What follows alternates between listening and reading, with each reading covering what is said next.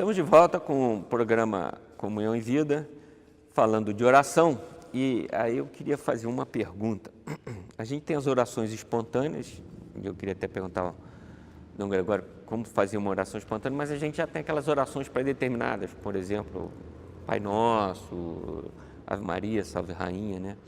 Eu queria que você explicasse um pouquinho a diferença disso e qual é o valor de, por exemplo, a gente ter uma oração assim, já pré-estabelecida como o Pai Nosso. Isso é. Nós podemos ter uma oração estruturada que até hoje, né, os judeus e a igreja também reza diariamente através do ofício divino. Nós rezamos, por exemplo, os salmos, né, os 150 salmos. Jesus os rezou, sabia de cor, porque as crianças em Israel aprendiam a ler e escrever a partir dos 5 anos de idade, iam para a sinagoga, todo esse ensino estava baseado sobre a palavra de Deus, e o mais importante para um judeu era saber o máximo de texto possível decorado, não dos textos dos profetas assim por diante, mas dos salmos. Então, os salmos, qualquer judeu da época de Jesus e os apóstolos, todos eles sabiam 150 salmos de cor, né? Era um texto decorado, né? E bastava começar que todo mundo ia atrás, porque também não existia o livro como nós temos hoje, né? Só existia um livro na sinagoga que ficava lá guardado. Então eles decoravam os salmos e iam repetindo. Então a oração de Jesus, nós rezamos até hoje na igreja diariamente os salmos, né? Toda a igreja, por causa, né, por sabermos que Jesus também assim rezava. Então, esse é o primeiro ponto. Segundo ponto, então, existe uma oração que pode ser uma oração decorada, repetida, e alguns judeus repetiam o mesmo salmo, por exemplo, alguns tinham o salmo repetido.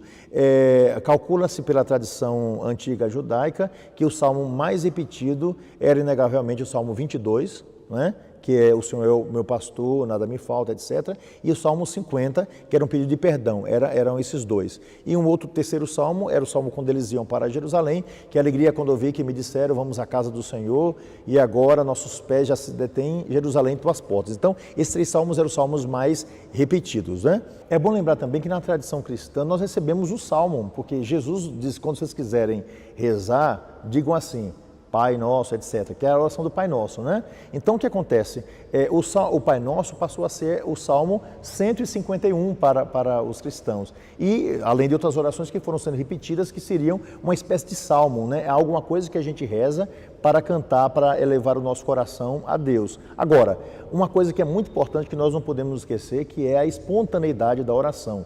Então, você pode tranquilamente rezar espontaneamente da forma que você quiser. O importante é que o seu coração diga, não é, algo que você sente que está em contato divino, direto com Deus. Então, a oração pode ser profundamente espontânea também. Essa oração, assim, repetida, por exemplo, Pai Nosso e tal, isso não acaba...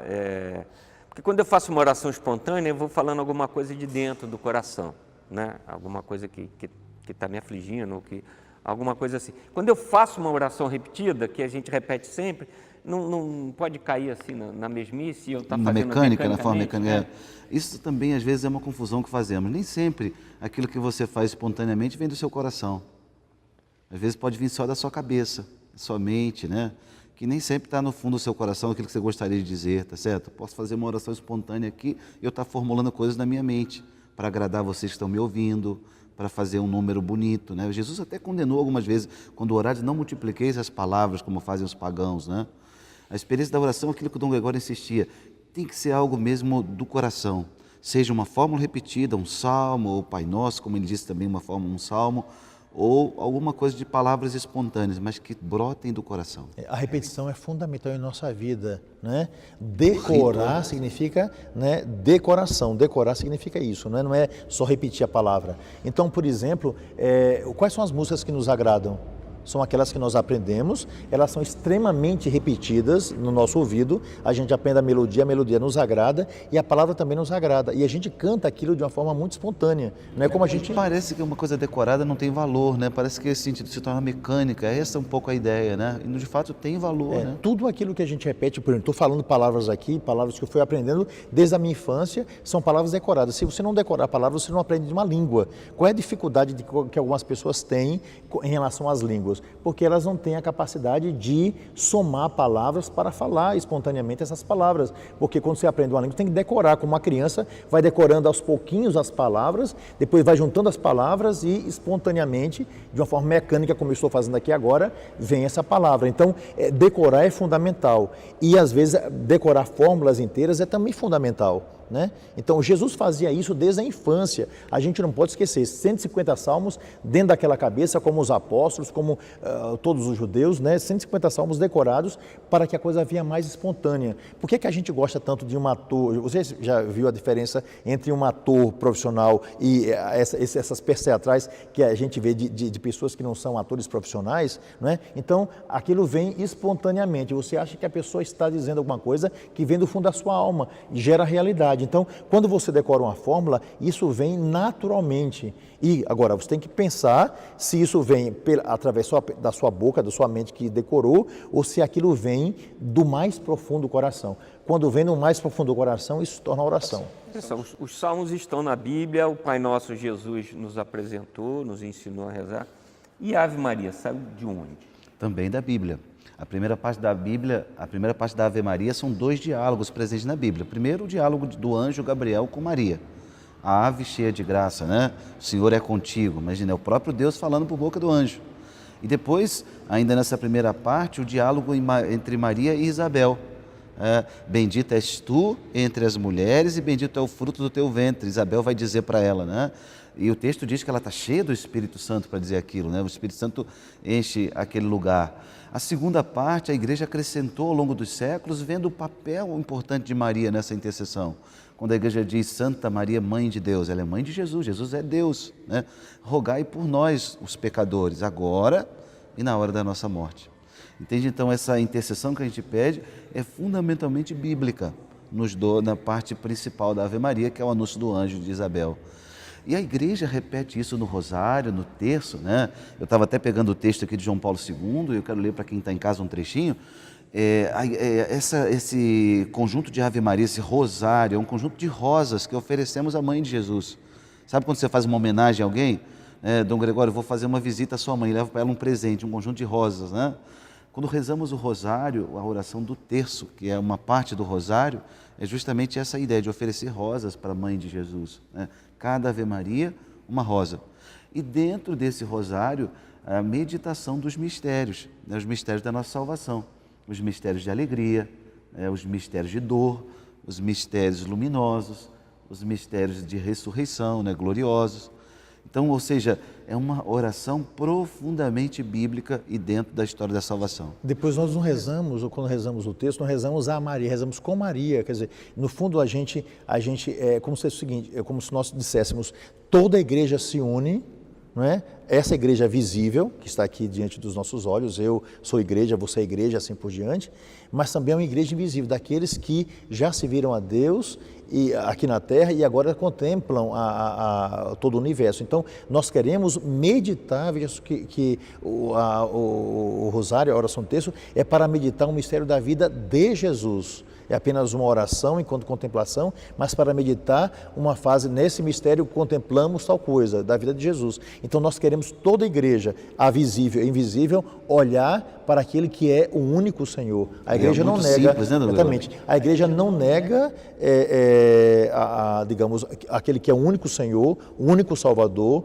o único mediador entre Deus e os homens, mas a igreja toda quer se unir aos grandes orantes, aqueles que já estão diante do trono, para contemplar aquele que é o Senhor. Então nós não estamos sozinhos. O Apocalipse diz isso. Vários livros do Antigo Testamento dizem a mesma coisa. Naturalmente, como Lutero tirou 7 livros, não é? Decepando a Bíblia depois de 1500 anos, foi uma decisão que ele tomou, não é? Lá do coração dele, então isso fica difícil para a compreensão de algumas pessoas. Mas a Bíblia é a mesma Bíblia há 1500 anos, só a partir de 1517 que ele vai tirar, porque ele resolveu tirar alguns textos que eles foram escritos fora, não é? Do território de Israel. Então ele fez uma escolha geográfica, mas durante 1500 anos foi assim.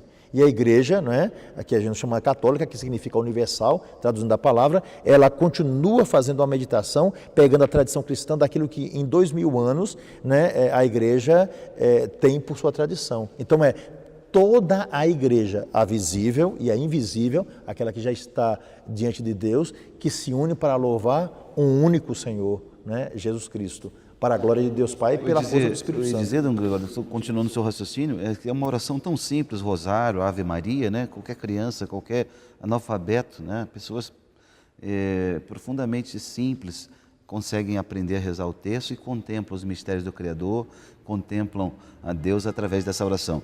O trechinho que eu ia ler aqui, Dom Gregório já citou, o Papa João Paulo II, no ano, o saudoso, né, São João Paulo II, no ano de 2002, ele dizia assim, olha, o rosário da Virgem Maria, que ao sopro do Espírito de Deus se foi formando gradualmente no segundo milênio, é oração amada por numerosos santos e estimulada pelo magistério. A igreja mantém a tradição, diz, na sua simplicidade e profundidade, permanece, mesmo no terceiro milênio recém-iniciado, uma oração de grande significado e destinada a produzir frutos de santidade. E ele termina dizendo, olha, ela enquadra-se perfeitamente no caminho espiritual de um cristianismo que, passados 2000 anos, nada perdeu do seu frescor original e sente-se impulsionado pelo Espírito de Deus. E aí ele diz, e o rosário, de fato, ainda que caracterizado por sua fisionomia mariana, no seu âmago é oração cristológica. E é interessante que a gente vê, é claro que toda a nossa forma, como Jesus o tempo todo viveu a tradição do seu povo, não é? E os apóstolos no primeiro momento também, né? O povo judeu, depois a gente tem um crescimento, uma compreensão separada, né? Que gerou aquilo que nós chamamos de cristianismo. Porém, a gente tem que lembrar de uma coisa assim fundamental, e a gente não pode esquecer, os antigos judeus, os antigos povos, como Jesus rezava, sempre pedia a intercessão dos outros, a intercessão de Davi, a intercessão de José. Veja que na segunda... Moisés, pois é, né? Tudo dependia da oração daqueles que visivelmente rogavam a Deus por todo o povo, né? Quando Moisés, as mãos não estavam erguidas, o povo perdia, né? Quando ele erguia, os exércitos venciam. E assim a gente pode pegar durante todo o Antigo Testamento, ver isso. Então eles pediam, inclusive, tanto essa presença era tão forte, que na tradição judaica, no dia da Páscoa, e Jesus viveu isso, tinha lá o prato de Elias, porque imaginava que um dia Elias ia voltar e ia sentar ali naquele local, sempre, né? Um lugar na mesa. Um lugar na mesa reservado. Isso é próprio da tradição judaica. Então, a gente vê que a intercessão estava muito próxima. Quando a gente diz na segunda parte da Ave Maria, rogai por nós, a gente está pedindo que essa mulher que foi escolhida por Deus, rogue, ou seja, interceda por Jesus, né? Interceda junto a Jesus para que a nossa oração seja perfeita. É um pedido que a gente faz, não apenas à Virgem Maria, mas todos aqueles que estão diante do trono, para que chegue ao coração de Jesus, toda essa igreja, né, aquilo que nós desejamos. É algo muito simples. Então, é a beleza do povo, principalmente essa oração surgiu do coração dos mais pobres, dos mais simples, né? Mas é bom lembrar. Agora, nós também podemos rezar, é bom lembrar dessa oração espontânea das mais diferentes maneiras. Uma oração, por exemplo, beneditina, que é muito forte da tradição monástica, falo agora de minha experiência, é fazer com que tudo se torne oração. Por exemplo, quando eu vou tomar banho, eu nunca tomo banho apenas, eu sempre entro lá e digo, Senhor, abençoe essa água que vai cair sobre esse corpo que é tão frágil, né? Para que eu possa manifestar através da beleza física também, não é? Da minha limpeza, né? A graça de uma vida nova que eu desejo, né? Quando eu vou tomar água, Senhor, abençoe essa água para que lave internamente a minha vida, porque eu sou um homem pecador, né? Quando eu vou me alimentar, Senhor, muito obrigado pelo alimento que como agora, me dê energia para que com mais força eu pregue o Evangelho. Então, tudo aquilo, quando eu passo por uma porta, Senhor, que essa porta seja a divisão entre uma vida antiga e uma vida nova. Então, você pode rezar o tempo todo por aquilo que está ao seu lado, né? O Senhor está em todos os lugares e principalmente o Senhor está dentro de você. É o Espírito Santo, nós somos templo onde habita o Espírito Santo. Só precisamos reconhecer essa força que nutre e transforma a nossa vida. A vida nossa humana está cheia de ritos, né, e de repetições, né? O senhor falou da tradição judaica, eu me lembrei, por exemplo, do Shema Israel, né?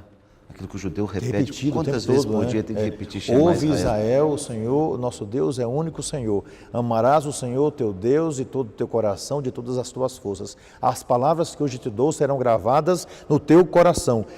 Tu a repetirás aos teus filhos e delas falarás, andando pelo caminho deitado e quando te levantares. Ou seja, essa frase do Deuteronômio é repetida pelo povo de Israel, como nós repetimos, por exemplo, o Pai Nosso, o Ave Maria. E do grego eles têm até um símbolo que eles colocam nas portas, eu esqueci como Mezuzá. chama. A mezuzá, isso mesmo. Atrás da porta tem uma mezuzá, que é um símbolo que é pregado ali, parafusado, né? Ele coloca a mão naquele símbolo para que ele possa, numa forma ali de bênção, de invocação, ele reze o Shema Israel. Bom, felizmente chegamos aí ao finalzinho do nosso programa. Quero agradecer a você, a sua audiência, estarmos aqui junto compartilhando esse momento de meditação da Palavra de Deus. Agradecer ao Padre Renato mais uma vez, né? Poxa, que pena, agora que estava começando, né? Eu que agradeço, Márcio, muito obrigado. Obrigado, Dom Gregório, e a você que esteve conosco até agora. Muito obrigado pela sua audiência. Dom Gregório, obrigado mais uma vez. Fica aí o encerramento do programa por sua conta. Pois é, então eu vou tentar resumir uma história bem facinha, não é, Márcio e Padre Renato, porque é para mostrar como nós podemos ser espontâneos, não é, diante de Deus. E a oração diz o seguinte: um homem todo dia chegava na igreja e, olhando para o sacrário, dizia: Senhor, eu sou o Zé. E durante toda a sua vida ele dizia sempre a mesma coisa: Senhor, eu sei quem é o Senhor e eu sou o Zé. Apenas isso. Então, a oração é exatamente o encontro entre dois corações. Deus está sempre com o coração aberto para nos acolher. Então, diga diante do Senhor, quando faltarem todas as palavras, não é? Senhor, eu sou Gregório, não esqueça de mim. É uma forma espontânea de oração. Relembrar o nome nosso, o nome do nosso batismo, aquele que nos acolheu como filhos. Então, vamos adiante. Rezar, orar sem cessar, porque fomos feitos para a oração. E Deus acolhe sempre aquilo que a gente oferece com a espontaneidade da nossa vida. E assim, meu irmão e minha irmã, muito obrigado por nos acompanhar, né, aqui no nosso programa. Espero encontrá-lo numa próxima oportunidade. E como não temos nada para oferecer, oferecemos a nossa oração e a bênção que agora pedimos que venha do céu sobre você e sobre a sua vida. O Senhor esteja convosco. Ele está no meio de nós. E abençoe-vos Deus Todo-Poderoso, Pai, Filho e Espírito Santo. Amém. Amém. Até breve.